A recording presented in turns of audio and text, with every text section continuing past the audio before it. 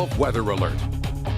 Welcome into 12 News at 10. Storm Team 12 weather alert day nearing its end tonight after extreme winds tore through Kansas all day. Thank you for staying up with us. That's right. Those winds leaving behind damage across the state are now impacting us here in the Wichita Metro. Still tonight, we're following some rain and snow on radar. Chief Meteorologist Ross Jansen joining us with just how much we can expect and whether we'll see a morning rush hour impact. Ross? So Rachel and Mike, we still have a lot of wind tonight, and what's different from earlier today, the strong winds are focused right over central and south central Kansas. We're still gusting close to 60 in Concordia, 56 Salina. The wind gust has just dropped to 47 in Wichita, but our strongest so far has been at 58. Meanwhile, western Kansas, after having wind gusts of over 80 and 90 earlier today, things are finally starting to go down there. But 6 o'clock in the morning, we still have wind gusts up around 50 to 55 over the eastern half of the state. Meanwhile, western Kansas, wind gusts of around 25 to 35. It's not until this time tomorrow night that we'll see light winds statewide. There's still just a little bit of light snow on radar around south central Kansas, not enough to create or cause any concerns on the roads. That's the good news heading into your Wednesday morning rush.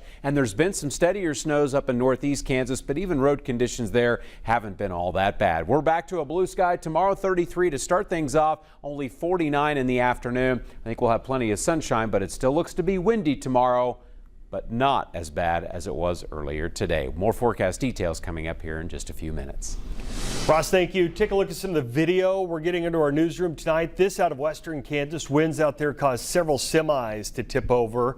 The first video coming to us from David. He says this shot along US 54 out near Liberal. A second clip out near Holcomb showing another semi overturned on a highway out in Finney County. Scott County Emergency Management also posting this image today, saying it's just one of many overturned semis crews there had to respond to. And a photo here from Brianna McPherson. She says this image earlier today when the winds uprooted a tree there. The images we're seeing, just a taste of some of the damage. Thank you for everyone who helped with some of those storm reports. Bring back Ross here.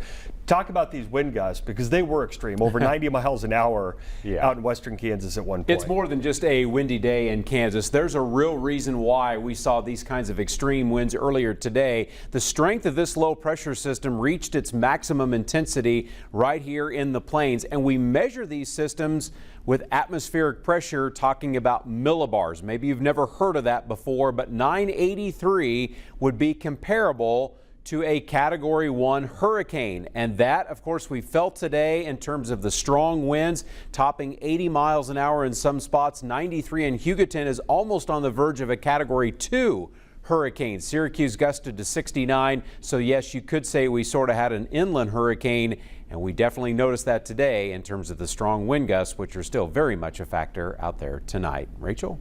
Ross, thank you. And those extreme winds are finding their way into Wichita tonight, tearing through neighborhoods and leaving damage behind. Roman Campa is out in South Wichita tonight, where wind has knocked over a power pole, leaving the area without power. Roman, what else can you tell us? Well, hey, Rachel, just like you said, I've been on the road all day. Me and my photographer have been on the road all day, but now we're parked here in South Wichita checking in on some storm damage. So let's go ahead and take a look at this. Now, crews are on the scene at South Seneca, where a power line is down and it was on fire earlier this evening. We have a little bit of video of when it was on fire, so let's go take a look at what we saw earlier this evening. And as you can see at the top of your screen, that there was fire and some flames and even some smoke coming out of that power line. Now, crews currently have part of South Seneca blocked off, and I just checked Evergy's outage map, and it showed that more than 150 customers in this area are out of power.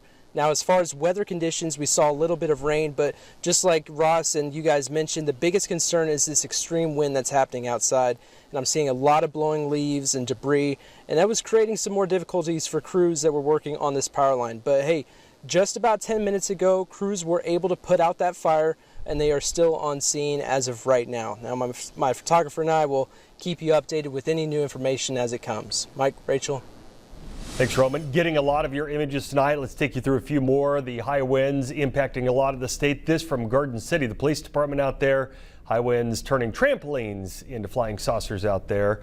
And we're also seeing this image from Brett in Valley Center. The winds blew his neighbor's carport into someone else's yard.